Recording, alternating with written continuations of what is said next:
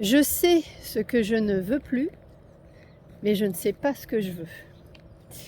Voilà une phrase que j'ai entendue à de nombreuses reprises dernièrement, de femmes qui sont hyper investies dans leur vie personnelle, dans leur vie professionnelle, dans leur vie amicale, sportive aussi pour certaines. Des femmes qui ont appris à écouter les autres, à prendre soin des autres, mais qui ont totalement oublié de s'écouter et de prendre soin d'elles-mêmes. Et toi, t'en es où par rapport à ça? Voilà.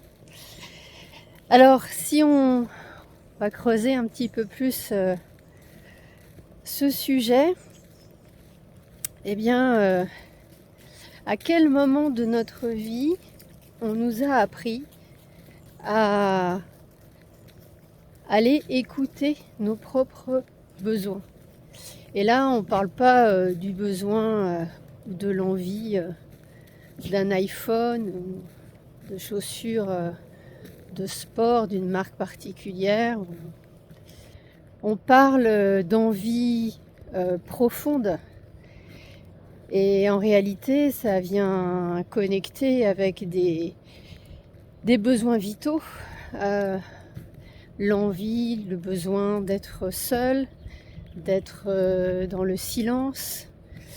Et ça, à aucun moment de notre vie, en réalité, on l'a appris. Est-ce qu'en maternelle ou en école primaire, on nous a appris ce genre de choses? Bah non, on nous a appris par contre à aller s'asseoir au bon endroit, à respecter les horaires pour aller aux toilettes, etc. Mais à aucun moment on nous a dit bah là t'es fatigué, on imagine en CP. Bon, c'est pas possible dans l'organisation, mais parce qu'on est organisé comme ça aussi.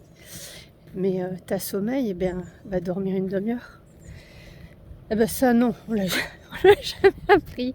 Voilà, donc on a plutôt appris à nier finalement nos propres besoins intimes, profonds, vitaux, plutôt que d'apprendre à les accueillir et à y répondre, voilà, dans la mesure de ce qui est possible, mais voilà, on n'a jamais appris à faire ça. Et du coup, ça vient connecter avec des croyances, quelque part, sociétales, éducatives, que l'on a reçues, que répondre à ses besoins, à ce qu'on a envie, c'est égoïste. Voilà. Sauf que non, ce n'est pas égoïste, c'est juste vital. Voilà. Mais là, on va toucher quelque chose qui est profondément ancré en nous et qui va faire que quand on va y répondre, eh ben on va culpabiliser. On va dire bah, j'aurais pas dû. J'aurais dû plutôt aller voir mon fils, ma fille faire du sport plutôt que de me reposer par exemple. Ou vous voyez, des choses comme ça. On va avoir du mal à assumer et à accepter en fait de répondre à ses besoins. Mais ça c'est une déprogrammation en réalité à opérer et ça va pas forcément être facile, ça c'est certain. Répondre à ses besoins, c'est aussi se respecter. C'est finalement équilibrer entre les besoins de l'autre et les miens. Voilà. Et pourquoi les besoins de l'autre primeraient toujours sur les miens? Donc là, c'est des réflexions de fond à avoir, mais qui sont quand même pas faciles à faire, surtout quand on est maman, ou papa, parce que je parle souvent des femmes, mais Les hommes sont les bienvenus sur cette chaîne et si les messages leur parlent, eh bien c'est tant mieux, c'est que c'est ok. Et en réalité, une femme qui va changer ce rapport-là, qui va le rééquilibrer, qui va donc opérer une déprogrammation, on va dire, eh bien donc c'est une femme qui va se respecter, qui va s'accorder davantage d'importance, qui va se remettre à son écoute. Et c'est au bout du bout une femme qui va devenir inspirante et qui va montrer indirectement, sans avoir besoin de le dire, qui va montrer autour d'elle l'exemple. Et là, pour le coup, c'est l'exemple d'un réalignement, l'exemple d'un cheminement personnel qui va dans le bon sens, puisqu'il est dans celui au bout du bout, reprendre sa souveraineté. Donc c'est quelque chose de très important. Et quelque part, ça aura plus de force, plus de puissance, plus d'efficacité, quelque part, que de continuer de répondre aux besoins des autres et de se nier. Où là, on montre finalement l'exemple de ce qu'il ne faudrait pas faire, mais qui va conditionner les autres à faire la même chose. Donc c'est insidieux, hein, tout ça. Donc ses propres besoins, comment on va les repérer, ça va être un cheminement propre à chacun. Et ça va se faire progressivement. Parce que bon, ils étaient tellement tellement niés en fait, qu'on va avoir du mal en fait à les repérer dans un premier temps. Mais ça va être en général, hein, c'est des besoins de retour à soi, d'être donc dans le calme, d'être tranquille. Ça peut être d'être dans la créativité, de créer des choses. Donc que ça soit, ça peut être très large, hein, la créativité. Donc là, de laisser libre cours à ses inspirations. Donc là, j'ai quelqu'un que je connais bien là qui s'est lancé à faire des talismans en feutrine. Et ben ça, typiquement, c'est clairement la créativité plus. Et à chaque fois qu'elle crée un talisman, elle guérit quelque chose à l'intérieur d'elle-même. Et elle a finalement des messages profonds de son être. Voilà. Alors dans les signes extérieurs, les symptômes qui vont permettre d'identifier qu'on est fortement en décalage avec ses besoins, hein, qu'on n'y répond pas, ça va se traduire par donc des mots, hein, dans certains cas. Donc ça peut être cette aide-soignante qui hyper investie dans son quotidien auprès des personnes âgées se retrouve avec des mal de dos terribles parce que finalement sortie de son activité professionnelle, elle est une maman hyper investie qu'emmène sa fille à l'internat, qui va emmener ses deux autres au sport les uns après les autres et qui elle ne va s'accorder rien en fait en termes de disponibilité, hein. Le moment où elle se retrouve au calme, c'est quand elle se couche et en fait elle est tellement fatiguée qu'elle s'endort et donc en fait elle a même pas le temps de lire comme elle le faisait quand elle avait une quinzaine d'années. Voilà, elle est complètement elle subit quelque part sa vie, hein. Voilà.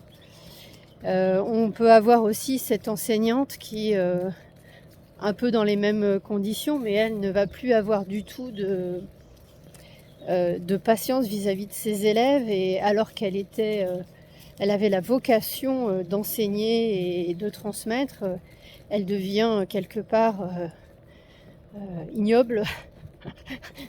Enfin, en tout cas, c'est comme ça qu'elle va pouvoir, elle, se percevoir. Et ça, c'est terrible, en fait.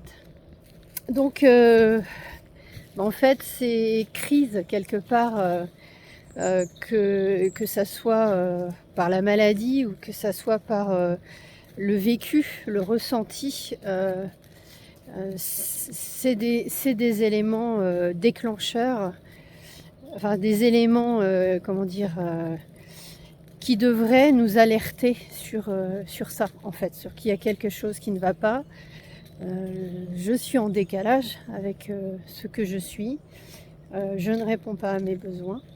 Voilà. Mais bon, en général, faut aller loin dans la difficulté pour qu'on fasse ce travail-là. Mais voilà.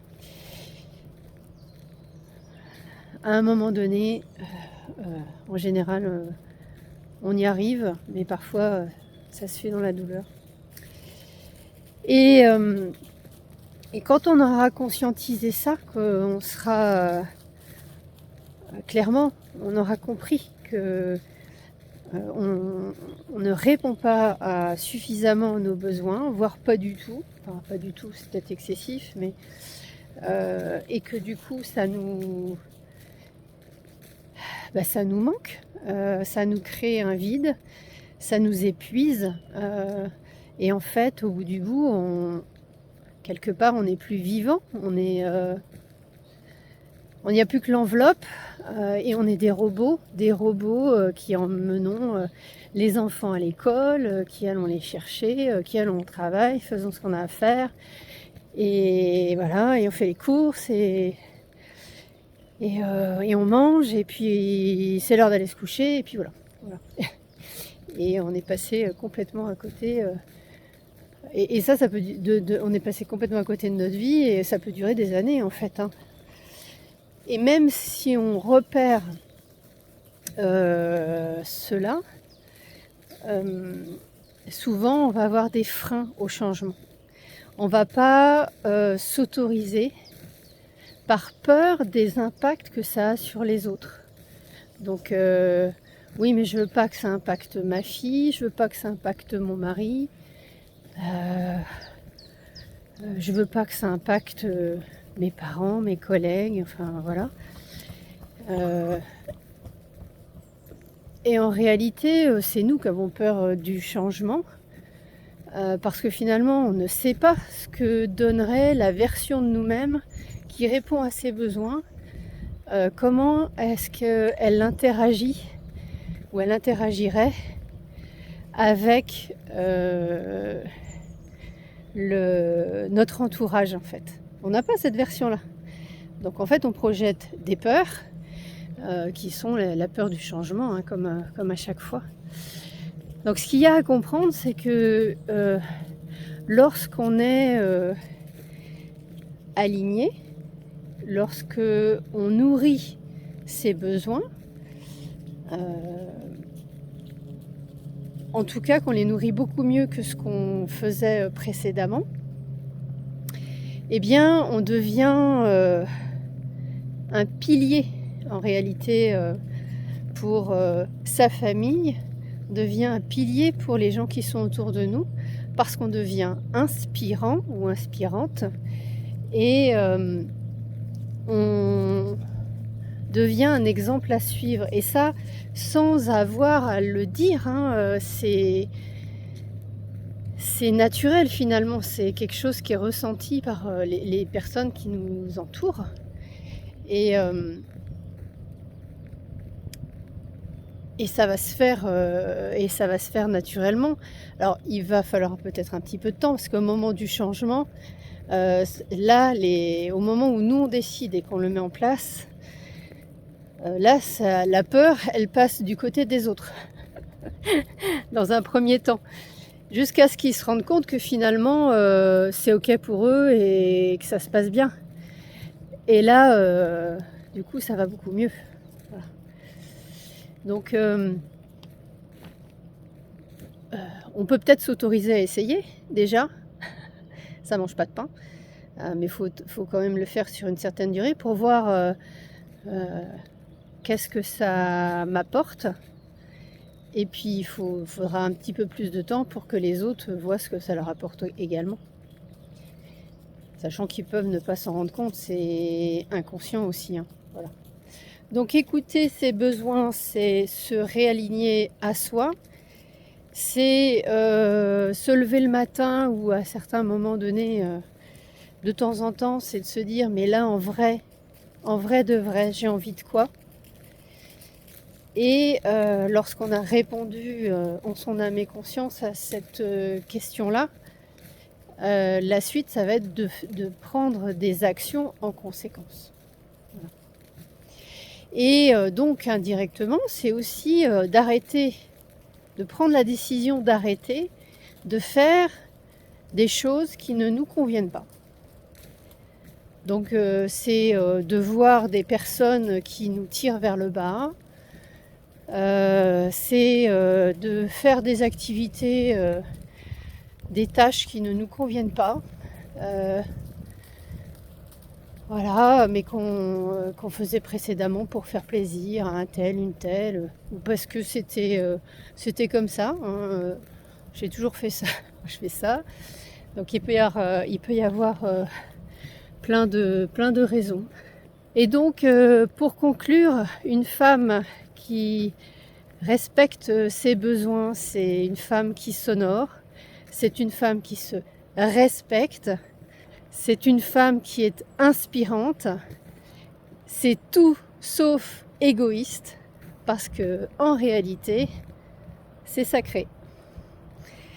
Voilà, donc pour cette vidéo d'aujourd'hui, donc c'était Stéphanie, la chaîne Pansement de l'âme, toujours en balade avec son toutou.